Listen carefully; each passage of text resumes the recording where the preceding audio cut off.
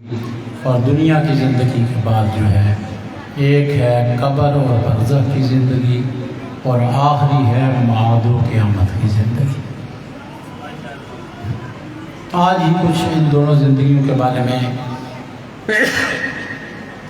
تھوڑا بیان کر کے چلیں، زیادہ نہ صحیح تو کچھ نہ کچھ تو تذکرہ بہرحال ان کا ہو جائے گا کہ وہ مضمون پورا ہو جائے، کیونکہ کل تو ظاہر ہے کہ وہ شہادت کا دن ہے، کل تو اس کو بات کی نہیں جا سکتی۔ تو میرے بھائیوں، میں نے گزارش آپ کے سامنے کیا تھا کہ یہ دنیا کی زندگی بڑی اہم زندگی ہے، اس کا اثر جو ہے وہ قبر کی زندگی پہ بھی پڑتا ہے، حشر کی زندگی پہ بھی پڑتا ہے۔ اور میں نے کل ایک روایت شروع کی تھی اور وہ آدھی رہ گئی، پھر وقت ختم ہو گیا اور میرا دھیان نہیں رہا، انشاءاللہ میں آج اس کو مکمل کر دوں کہ ایک دنیا کی زندگی ہے، اس کے فوراً بعد جو ہے وہ قبر کی زندگی ہے۔ انسان جب فوت ہو جاتا ہے تو یاد رکھیں کہ ہمارا عقیدہ یہ نہیں ہے کہ مر کے بندہ مٹ جاتا ہے، نہیں، کہتے ہیں کہ فلاں صاحب کا انتقال ہو گیا ہے۔ انتقال کا مطلب ہوتا ہے ایک جگہ سے دوسری جگہ منتقل ہو جانا۔ تو دنیا کی زندگی جب ختم ہوتی ہے تو جسے ہم کہتے ہیں مردہ، وہ مر کے مٹ نہیں جاتا بلکہ اللہ اس کو ایک نئی زندگی عطا کر دیتا ہے، اسے کہتے ہیں قبر اور برزخ کی زندگی۔ اور میں نے کل روایت پڑھی تھی آپ کے سامنے کہ رسول خدا صلی اللہ علیہ وسلم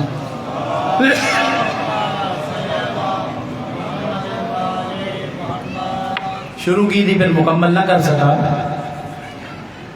کہ آخرت کی بھی ایک زندگی ہے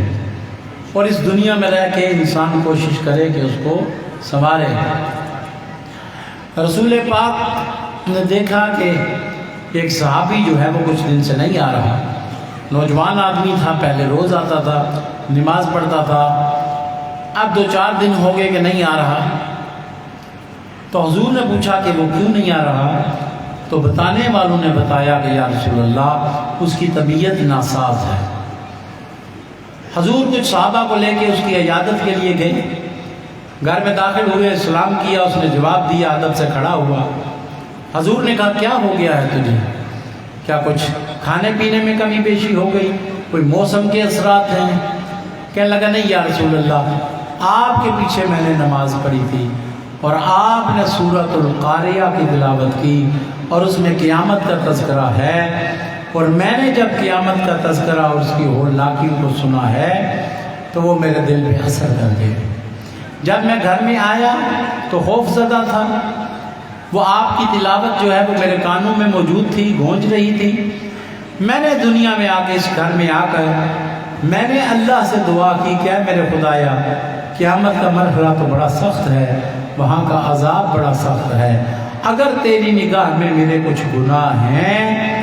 تو ان کا عذاب اور سزا دنیا میں دے دے، آخرت میں مجھ سے حساب کتاب نہ لینا، آخرت میں عذاب نہ کرنا۔ اگر میرے کچھ گناہ ہیں تو ان کی سزا جو ہے وہ دنیا میں مجھے مل جائے۔ بس میں نے اللہ سے دعا کی، تو دعا کرتے ہی جو ہے وہ میری طبیعت ناساز ہو گئی، اب بخار ہے، اب تپ ہے اور تکلیف میں ہوں۔ تو میرا خیال ہے کہ اللہ جو ہے وہ دنیا میں تکلیف دے رہا ہے، میں مطمئن ہوں کہ آخرت میں جو ہے وہ میرے لیے معاملہ ٹھیک ہو جائے گا۔ حضور نے فرمایا کہ تو بڑا اچھا بندہ ہے، تو مستجاب الدعوات ہے کہ دعا کرتا ہے اور اللہ پوری کر لیتا ہے۔ فرمایا تو بڑا اچھا بندہ ہے، لیکن اچھوں کو بھی تو کسی ہادی کی ضرورت ہوتی ہے نا۔ فرمایا یہ تیری نیت اچھی ہے کہ تو نے کہا کہ آخرت میری اچھی ہو جائے، مگر اگر مصطفیٰ کے پاس آتا نا تو مصطفیٰ تجھے اس سے بہتر مشورہ دیتا۔ تو مستجاب الدعوات ہے، تو نے اللہ سے دعا کی کہ خدایا مجھے دنیا میں تکلیف دے دے میرے گناہوں کی وجہ سے اور آخرت میری بہتر کر دے، لیکن میں مصطفیٰ ہو کے تجھے کہتا ہوں کہ میری ضمانت ہے، اب تو اللہ سے دعا کر کیا، ربنا آتنا فی الدنیا حسنۃ وفی الآخرۃ حسنہ وقنا عذاب النار۔ پہلے دعا کی تھی کہ خدایا دنیا میں تکلیف دے دے، آخرت میں میری کو اچھا کر دے۔ پہلے یہ تو نے دعا کی تھی، لیکن اب میں کہتا ہوں کہ اللہ کی رحمت بڑی وسیع ہے، اس کی رحمت کو کوئی بندہ جان نہیں سکتا، وہ اس کی رحمت بڑی وسیع ہے، وہ رحمان ہے، وہ رحیم ہے۔ یہ دعا نہ کر کہ خدایا دنیا میں تکلیف دے کے آخرت کو اچھا کر دے، اللہ سے دعا کر کہ اے میرے خدایا دنیا کا حسنہ بھی عطا کر دے، آخرت کا حسنہ بھی عطا کر دے، دنیا میں بھی حسنہ عطا کر دے اور آخرت کی نیکی بھی مجھے عطا کر دے، خدا تیری دعا کو قبول کرے گا۔ تو میرے بھائیو یاد رکھیے کہ اس دنیا کا اثر پڑتا ہے آخرت پر۔ قبر کی زندگی میں بھی دنیا میں جو آپ نے کیا اس کا اثر ہوگا، اور اس کے بعد جو ہے وہ آخرت میں بھی ہوگا۔ اس کے لیے میں ایک روایت امام محمد باقر علیہ السلام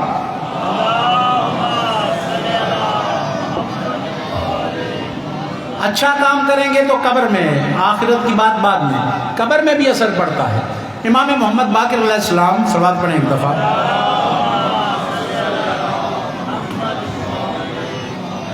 اپنے کچھ صحابہ کے ساتھ قبرستان سے گزرے اور ایک شخص کی قبر پہ جا کے کھڑے ہوئے، اہل بیت کا چاہنے والا تھا،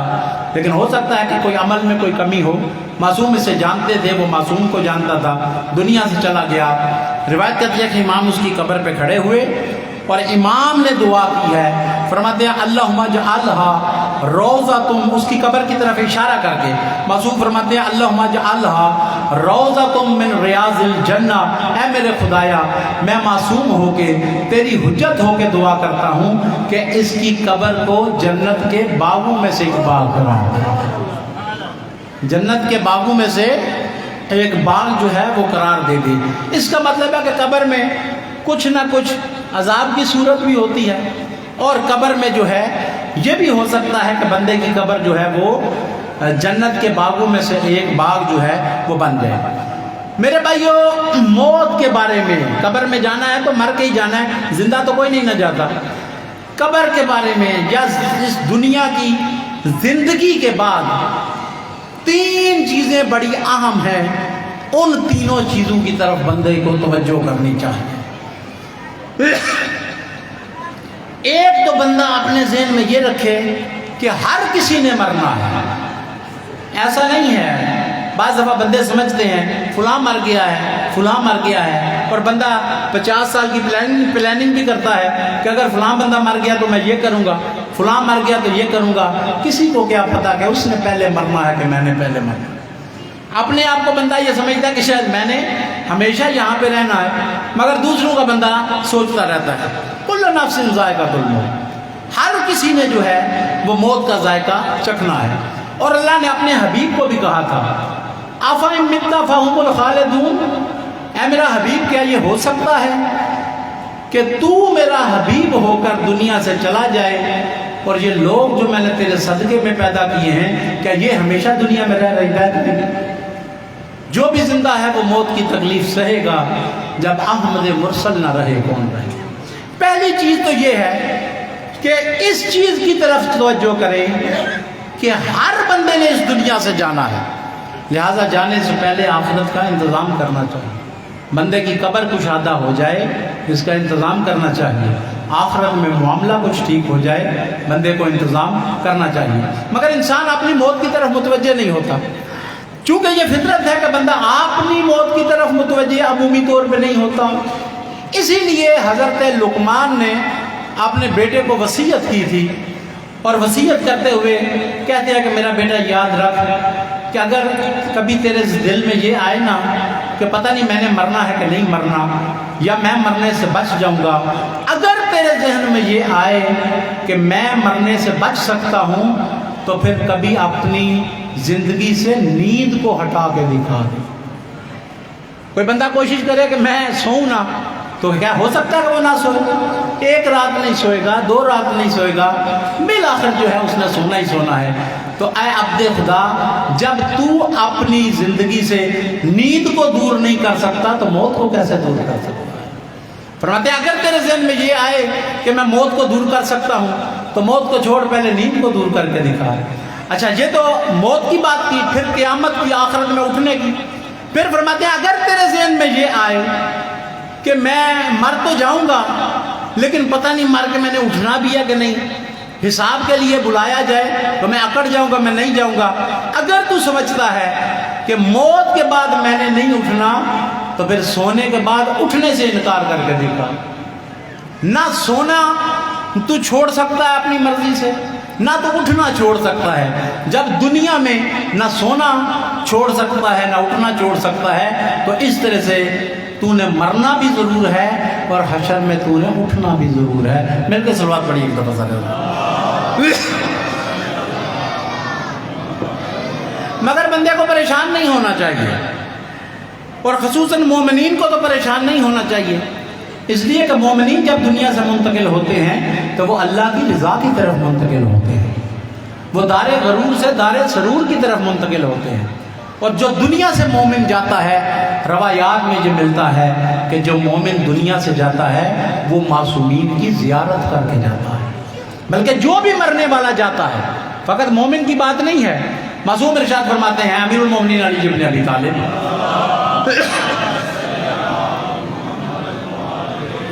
حارث ہمدانی سے امیر المومنین نے فرمایا تھا کہ یا ہارا ہمدان، اے حارث ہمدانی،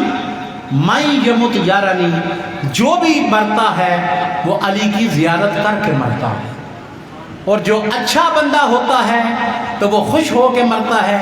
کہ میں نے ان ہستیوں کو مانا تھا،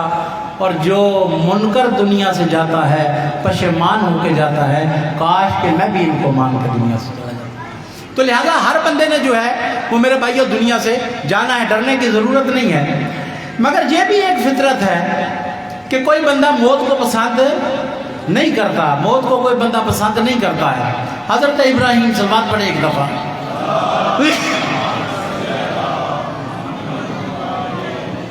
حضرت ابراہیم علیہ السلام کے بارے میں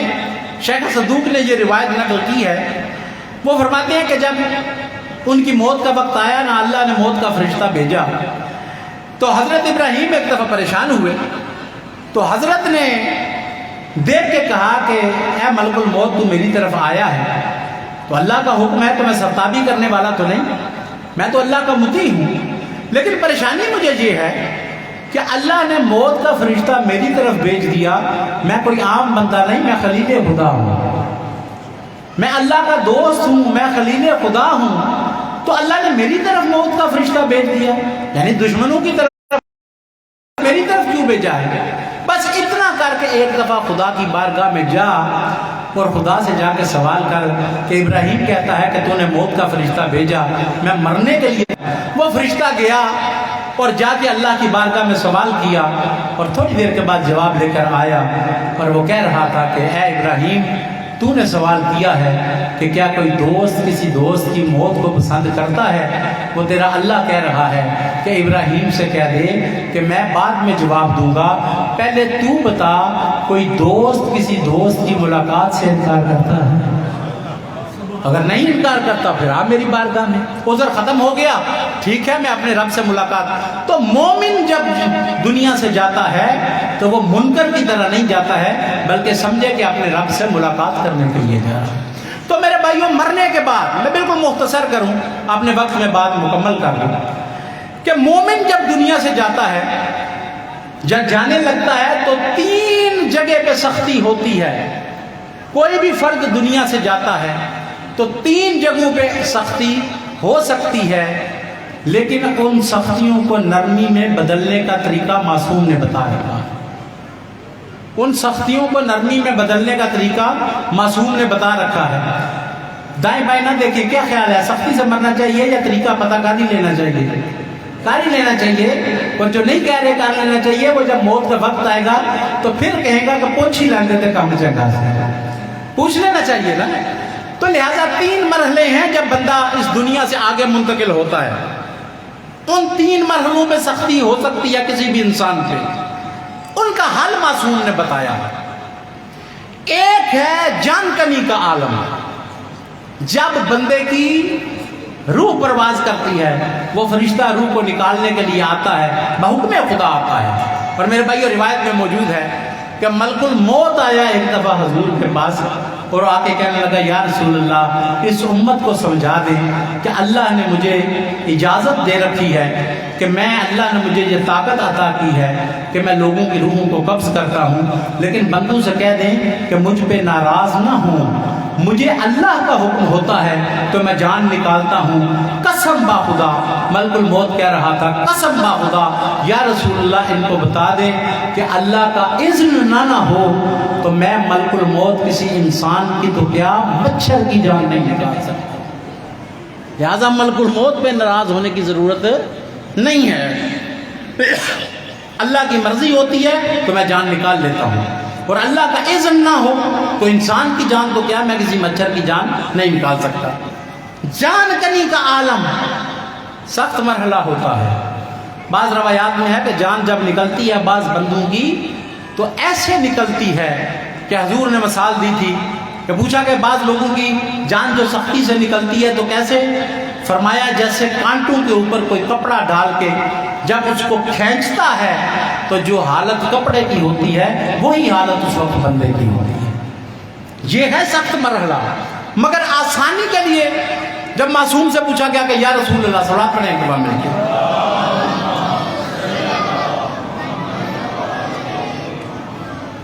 یا رسول اللہ یہ تو بڑا سخت مرحلہ ہے،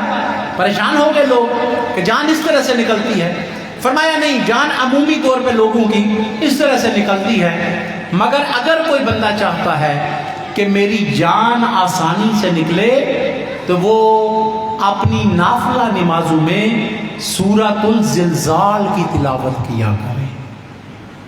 سورۃ الزلزال کی تلاوت کثرت سے کرے گا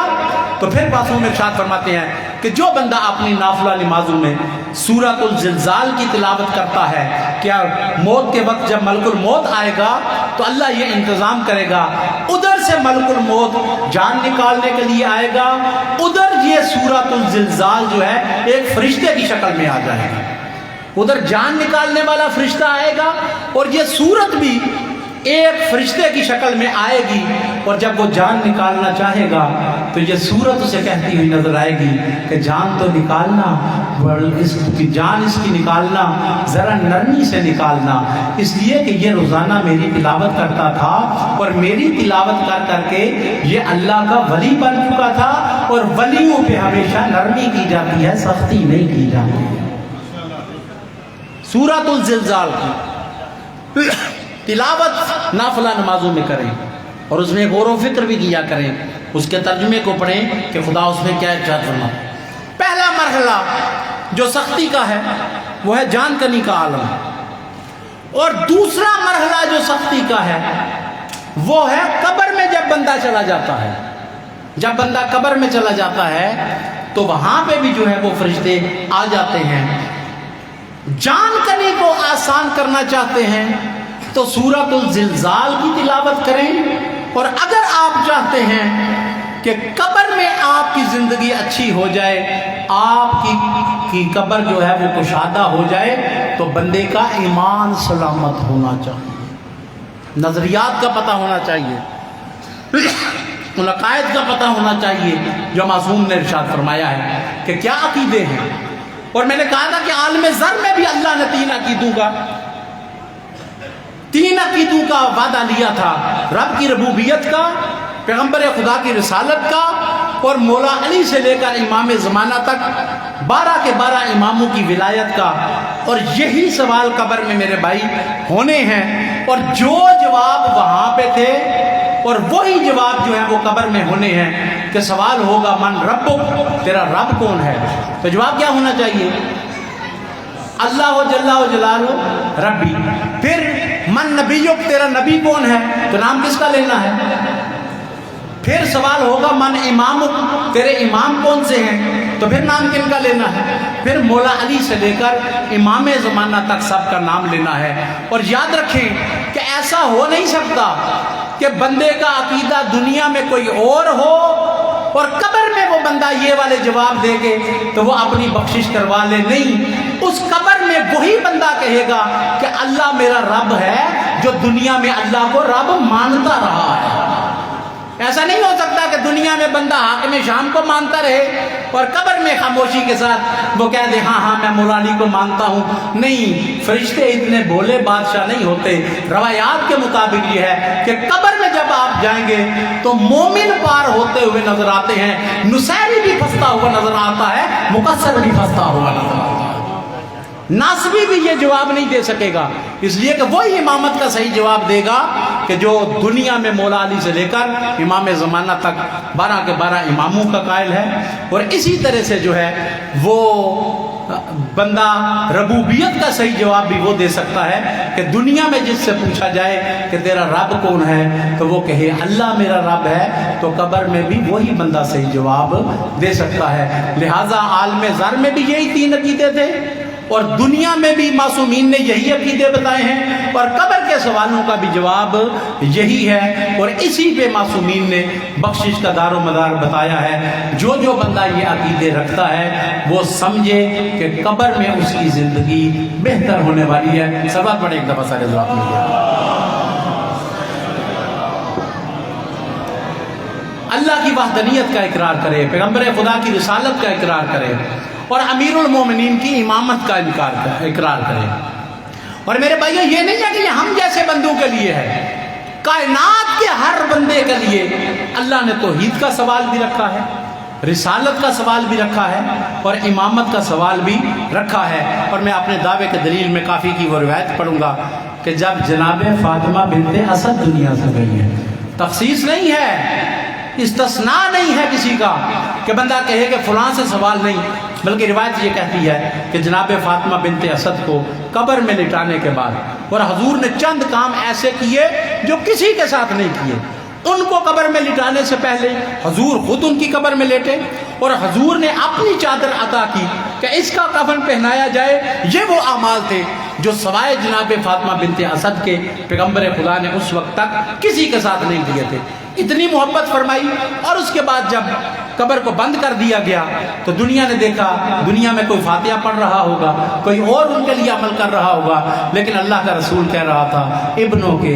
ابنوں کے ابنوں کے، تیرا بیٹا تیرا بیٹا تیرا بیٹا۔ اب صحابہ نے دیکھا یا رسول اللہ کس کی بات کا جواب دے رہے ہیں؟ فرمایا تم نہیں دیکھ رہے، تم میں اور مجھ میں بڑا فرق ہے، میں تو اللہ کا رسول ہوں، میں وہ چیزیں بھی دیکھ لیتا ہوں، میں وہ چیزیں بھی سن لیتا ہوں، نہ جو تم دیکھ سکتے ہو نہ تم سن سکتے ہو۔ علی کی ماں کو قبر میں جب لٹایا ہے تو فرشتے سوال پوچھنے کے لیے آ گئے۔ اب انہوں نے سوال کیا ہے من ربک، تیرا رب کون ہے؟ تو انہوں نے سر اٹھا کے کہا کہ اللہ جل جلالہ ربی۔ پھر پوچھا کہ من نبیک، آپ کا نبی کون ہے؟ تو انہوں نے آگے سے کہا ہے کہ محمد مصطفیٰ میرا نبی ہے۔ تیسرا سوال ہوا من امامک،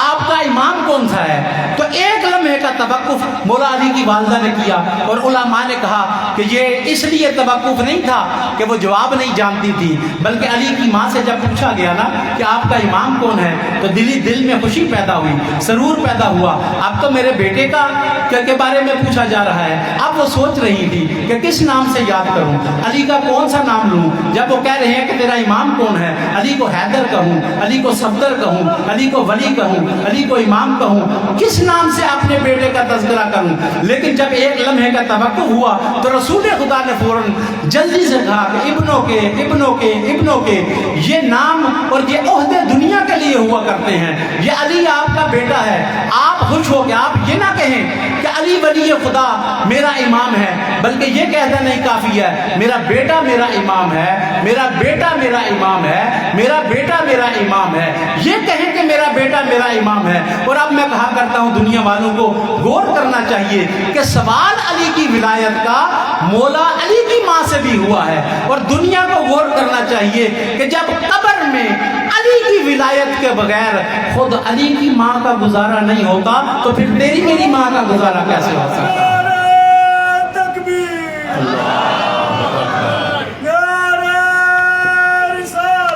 یا رسول اللہ،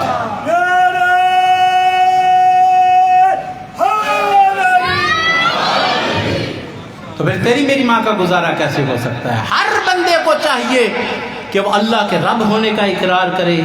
وہ پیغمبر خدا کی رسالت کا اقرار کرے، اور مولا علی سے لے کر امام زمانہ تک ہر امام کی امامت کا اقرار کرے تاکہ قبر کا مرحلہ آسان ہو جائے۔ جان کنی کو آسان کرنے کے لیے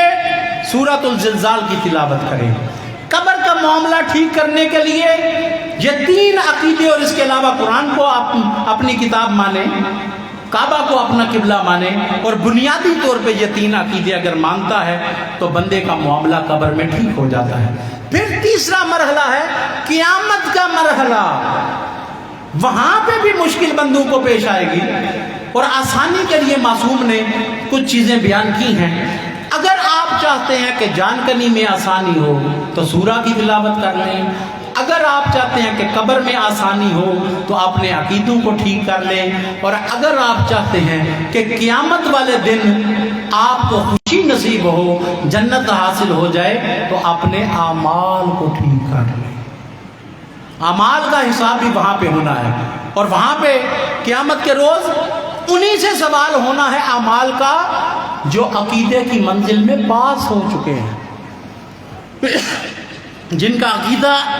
قبر میں رد کر دیا گیا، ان سے تو سوال کرنے کی ضرورت ہی نہیں ہے۔ قیامت والے دن جو ہے وہ اعمال کا سوال جو ہے وہ ہونا ہے ان سے جو پچھلی کلاس کو پاس کر کے آگے ہیں۔ اور امیر المومنین ارشاد فرماتے ہیں، صلوات پڑھیں میرے رضا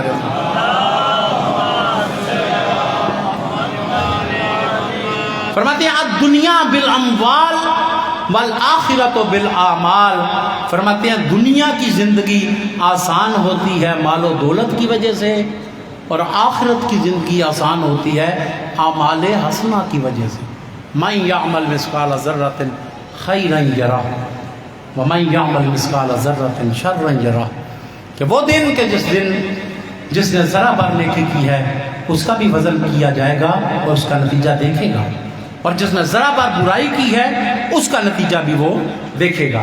میرے بھائیو یاد رکھیے، قرآن کا بھی انکار ہے اگر بندہ اعمال سے دور ہو جائے، اور 14 معصومین کا بھی بندہ انکار کر دیتا ہے اگر بندہ عمل کا انکار کر بیٹھے۔ اور اگر آپ کو یہ بتایا گیا ہے، اور جیسے کہ ہمارے پڑھنے والے سمجھاتے ہیں کہ نہیں جناب عمل کی ضرورت تو کوئی نہیں، ہم نے ان کو مان لیا، نہ میرے بھائی، اور بعض مومن یہ سمجھتے ہیں چلو ٹھیک ہے مان جو لیا ہے، عمل کی کیا ضرورت ہے۔ اور اگر قیامت کے دن جو ہے وہ ہمیں اعمال نامہ بائیں ہاتھ میں بھی دیا جائے گا نا، تو ہم اس کو پیچھے چھپا کے تو مولا علی کو جا کر کہیں گے یا علی ہم تو تیرے ہیں، تو مولا کو کیا پتہ چلنا ہے؟ نہیں میرے بھائیوں، علی وہ پیر نہیں ہے جسے چاولوں کے نیچے بوٹیاں نظر نہ آتی ہیں، وہ جانتے ہیں کہ اس کا عمل کیا ہے اور اس کا کردار کیا ہے۔ لہٰذا آخرت میں اگر بندہ کوئی چاہتا ہے کہ اس کی زندگی اچھی ہو جائے تو وہ عمل کرتا ہوا نظر آئے۔ امام جعفر صادق علیہ السلام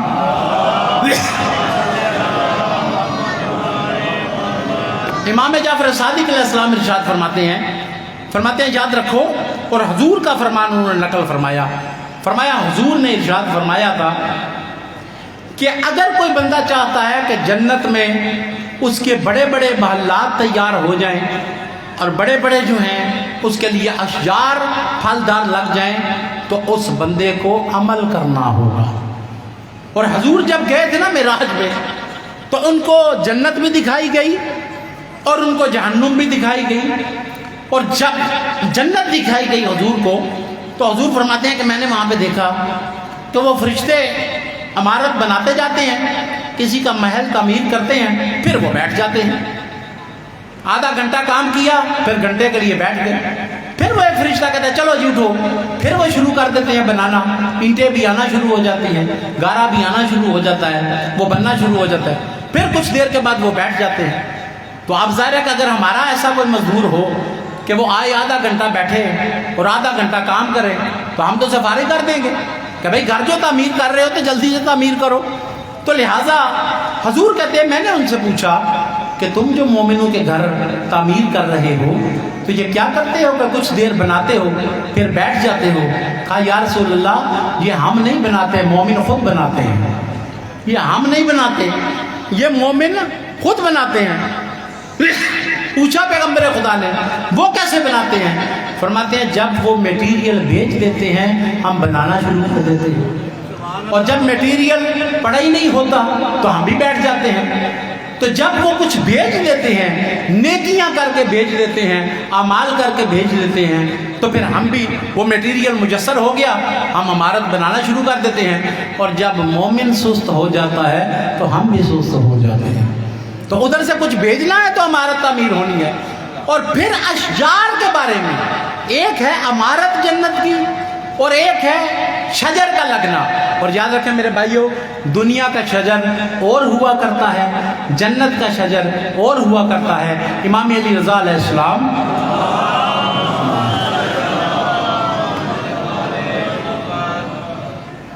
ارشاد فرماتے ہیں کہ دنیا کے اشجار میں اور جنت کے شجر میں فرق ہے۔ وہ کیا فرق ہے؟ فرماتے ہیں یاد رکھو کہ یہ فرق ہے کہ دنیا میں جو درخت آپ لگاتے ہیں اس پہ ایک قسم کا پھل لگتا ہے، مگر جنت کا درخت وہ ہے، وہ درخت ایک ہوا کرتا ہے، پھل اس پہ ہمیشہ مومن کی مرضی کا لگا کرتا ہے۔ اسی پہ آم بھی لگ جاتے ہیں، اسی پہ باقی قسم کے ثمرات جو ہیں وہ بھی آ جاتے ہیں، درخت ایک ہوتا ہے۔ تو اس کے لیے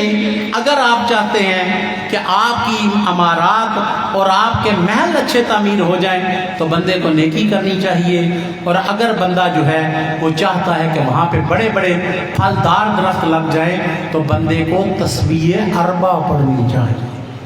ایک ایک تسبیح اربع کے بدلے میں ایک ایک درخت جو ہے وہ لگتا جاتا ہے۔ تو پھر حضور نے ارشاد فرمایا کہ تسبیح اربع کو پڑھو تو شجر پھلدار لگ جاتا ہے۔ تو ایک مومن بڑا خوش ہوا، کہنے لگا یا رسول اللہ میرے تو بڑے باغ تیار ہو گئے ہوں گے، میں تو ہر وقت جو ہے وہ تسبیح اربع کی تلاوت کرتا ہوں، تو میرے تو بڑے باغ تیار ہو گئے ہوں گے۔ حضور نے فرمایا ہاں تیار بھی ہو جاتے ہیں، بندہ کچھ بدعملیاں کرے جل بھی جایا کرتے ہیں۔ وہ جو باغ تیار کیے ہیں پھر ان کی حفاظت بھی بندے کو کرنی چاہیے۔ بس میرے بھائیوں دو جملے مصائب کے پڑھوں، دنیا میں رہ کے اپنی قبر کو بھی نظر انداز نہ کریں اور اپنی آخرت کو بھی نظر انداز نہ کریں۔ قبلہ صاحب کو بھی ہم نے زحمت دی، یہاں پہ بلایا ہے، اور میں نے بھی آپ کے سامنے کوشش کی ہے کہ آپ کو باتوں کا مزہ آئے یا نہ آئے مگر آپ کو دھوکے میں مبتلا نہ کیا جائے۔ جو حقیقت ہے، جس کام کی چھٹی معصوم نے نہیں دی، نہ عابد علی شاہ کی یہ کوئی حیثیت اور اوقات ہے کہ اس کی چھٹی دے، اور نہ ہی دنیا کے کسی اور عالم کی یہ حیثیت ہے کہ وہ ان کاموں کی آپ کو چھٹی دے دے کہ جن کی چھٹی نہ اللہ کا قرآن دیتا ہے نہ معصوم کا فرمان دیتا ہے۔ تو بس میرے بھائیوں میں دو جملے مصائب کے بھی آپ کے سامنے پڑھ دوں، آج کی رات کے حوالے سے تو قبلہ انشاءاللہ پڑھیں گے۔ میرے بھائیوں بڑی تکالیف آل محمد کو آئی ہیں، میں تذکرہ تھوڑا کر دوں اس ذات کے بارے میں کہ جس کے مصائب عموماً پہلے پڑھے جاتے ہیں، لیکن میں آپ کے سامنے کہہ دینا چاہتا ہوں اور پڑھ دینا چاہتا ہوں کہ مولا حسین جب نکلے ہیں نا مدینہ سے مکہ، اور مکہ سے پھر مولا جو ہیں وہ جب چلے ہیں کربلا کی طرف، تو روایت کرتی ہے منزل شراف پہ جب پہنچے ہیں نا تو مولا نے دیکھا کہ سامنے سے دو گھوڑ سوار آ رہے ہیں، کوفہ کی طرف سے دو گھوڑ سوار نمودار ہوئے،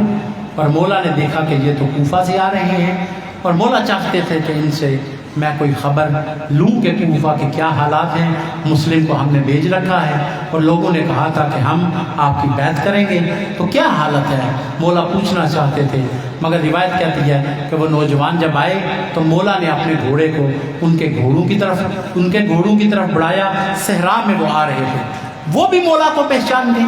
ان کو پتہ چل گیا کہ زہرا کا لال ہے۔ مولا نے اپنا گھوڑا ان کی طرف کیا، انہوں نے اپنے گھوڑے دوسری طرف کر لیے۔ مولا جتنا گھوڑا قریب کرتے ہیں روایت کہتی ہے وہ اپنے گھوڑوں کو اور دور کر لیتے ہیں۔ مولا کو سمجھ آئی کہ یہ نہیں چاہتے کہ مجھے کوفہ کی کوئی خبر دیں، اس کا مطلب ہے کہ یہ ہم سے محبت رکھنے والے نہیں، یہ ہمارے دشمنوں کے جاسوس ہو سکتے ہیں۔ مولا نے جب دیکھا کہ یہ جواب نہیں دینا چاہتے، مولا دوبارہ سے اپنے قافلے میں آ گئے۔ بس روایت کہتی ہے کہ اس کے بعد مولا نے کہا کہ یہیں پہ پڑاؤ ہوگا، خیموں کو لگا دیا گیا، اور جب خیموں کو لگا دیا گیا نا، اور ایک بڑے خیمے کے اندر تمام نوجوان بنو ہاشم کے نوجوان اور مولا کے دیگر مہمان اور اصحاب بھی اس میں بیٹھے ہوئے تھے، اور مولا مرکزی جگہ پہ بیٹھے تھے کہ خیمے کا پردہ اٹھا اور دو جوان جو ہیں وہ داخل ہوئے ہیں خیمے میں، اور وہ کہنے لگے کہ مولا ہم آپ کے چاہنے والے ہیں، ہم قبیلہ بنی اسد سے تعلق رکھتے ہیں، اور وہ دو گھوڑ سوار جو آئے تھے وہ بھی ہمارے قبیلے سے تعلق رکھتے تھے، ہم آپ کے قافلے کے پیچھے پیچھے چل رہے تھے کہ زہرا جائیوں سے کچھ دور ہو کے چلیں، ہم مناسب نہ سمجھتے تھے کہ مستورات جس قافلے میں ہیں اس میں ہم آپ کے ساتھ ہوں، ہم آپ کے پیچھے پیچھے آ رہے تھے، لیکن ہم نے دیکھا ہے کہ آپ ان سے خبر معلوم کرنا چاہتے تھے مگر ان بدبختوں نے آپ کو نہیں بتایا۔ تو جب وہ دور ہوئے تو ہم نے کہا کہ ہمارے مولا خبر معلوم کرنا چاہتے ہیں اور وہ مولا کو نہیں بتانا چاہتے مگر ہمارے ساتھ تو بات کر سکتے ہیں۔ ہم نے راستے میں ان کو روکا اور ان کو بتایا کہ تم بھی قبیلہ بنو اسد کے ہو، ہم بھی قبیلہ بنو اسد کے ہیں، اب بتاؤ کہ کوفہ کی خبر کیا ہے؟ مولا جو خبر وہ دے رہے تھے وہ خبر بڑی غم والی ہے، اگر آپ کہیں تو سب کے سامنے بتا دیتے ہیں اور اگر آپ کہتے ہیں تو اکیلے میں بتا دیتے ہیں۔ روایت کہتے ہیں کہ مولا نے ایک دفعہ سارے جوانوں پہ نظر ڈالی اور کہا کہ نہیں، ان میں سے کوئی ایک ایسا نہیں کہ جن سے میں کوئی خبر چھپانا چاہتا ہوں، یہیں پہ بیان کریں۔ بس انہوں نے دیکھا تو کہا مولا پھر آپ نے دل کو ذرا تھام لیں، وہ تو یہی خبر دے رہے تھے، وہ کہہ رہے تھے دونوں جوان کہ جب ہم کوفہ سے نکلے ہیں تو 2 لاشیں تھیں جن کے قدموں میں رسیاں تھیں اور لاشیں بچوں کے حوالے کر دی گئی تھی، کبھی وہ کسی گلی میں گھسیٹ کے لے جاتے تھے کبھی کسی گلی میں، اور لاشیں کس کی تھی؟ ایک مسلم کی لاش تھی، ایک ہانی کی لاش تھی، یہ ان کی لاشیں تھی اور بچے ان کو گھسیٹ کے گلیوں میں پھرا رہے تھے۔ بس عزادارو یہ سننا تھا۔ روایت کرتی ہے بھکا بکان شدیدہ، سخت گریہ کیا ہے مولا نے، اور ہر جوان بنو ہاشم کا اور ہر مہمان مولا کا گریہ کرنے لگ پڑا ہے۔ کافی دیر روتے رہے اور پھر مولا کو پتہ نہیں کیا خیال آیا، سب کو اشارہ کر کے بٹھا دیا اور خود مولا چلے ہیں ادھر جدھر جناب مسلم کا حرم بیٹھا ہوا تھا، جہاں پہ خیمہ لگا ہوا تھا۔ اب خیمے میں داخل ہوئے ہیں اور خیمے میں داخل ہو کے کچھ نہیں کیا، بس اتنا کہہ رہے تھے میری بہن مجھے اتنا بتا مسلم کی چھوٹی بچی عاتقہ کہاں ہے؟ عاتقہ کہاں چلی گئی؟ بچی دوڑ کے آئی، وہ میرے امام آئے ہیں، وہ میرے ماموں آئے ہیں۔ عزاداروں روایت یہی کہتی ہے کہ مولا نے عاتقہ کو بٹھایا، عاتقہ کے بوسے لینا شروع کیے، عاتقہ کے سر پہ شفقت کا ہاتھ پھیرنا مولا نے شروع کر دیا ہے اور گریہ کرنا شروع کیا ہے۔ تھوڑی دیر تو بچی دیکھتی رہی، وہ بنو ہاشم کی چشم و چراغ تھی، سمجھ گئی ہے بچی کو کچھ شک پڑنا شروع ہو گیا ہے۔ جب مولا کا محبت کا انداز دیکھا، محبت تو پہلے بھی کرتے تھے مگر آج جو عجب رنگ دیکھا ہے، بچی کو کوئی شک پڑنا شروع ہو گیا، ہاتھ سر سے ہٹتا ہی نہیں ہے، بار بار شفقت کا ہاتھ پھیرتے ہیں۔ بچی نے دستے ادب کو جوڑا، بس اتنا ہی پوچھ رہی تھی مولا اتنا بتا دیں میرے بابا کی تو خیر کی خبر آئی ہے، اور میرے بابا کی تو خیر کی خبر آئی ہے۔ جب بتایا او بیٹی تو یتیم ہو گئی ہے، بچی نے گریہ کرنا شروع کر دیا۔ بس میں اتنا ہی کہوں گا او میرے مولا مسلم کی بیٹی عاتقہ، اور تجھ پہ بڑا ظلم ہوا، تجھے یتیم کر دیا گیا، تیرے بابا کو شہید کر دیا گیا، لیکن میں پھر بھی کہتا ہوں تیری قسمت اچھی ہے، اور جب تیرے بابا شہید کیے گئے اور جب تو یتیم ہوئی ہے تجھ پہ کسی نے ظلم نہیں کیا۔ حسین جیسا شفیق امام محبت کا اظہار کر رہا ہے، ہائے میں صدقے سکینہ پر، اور جب وہ یتیم ہوئی ہے کسی نے شفقت کا ہاتھ نہیں پھیرا، شمر کا تازیانہ تھا اور بچی کا سر تھا۔ سیعلم الذین ظلموا أَيَّ مُنقَلَبٍ يَنقَلِبُونَ إِنَّ لِلَّهِ وَإِنَّا إِلَيْهِ رَاجِعُونَ۔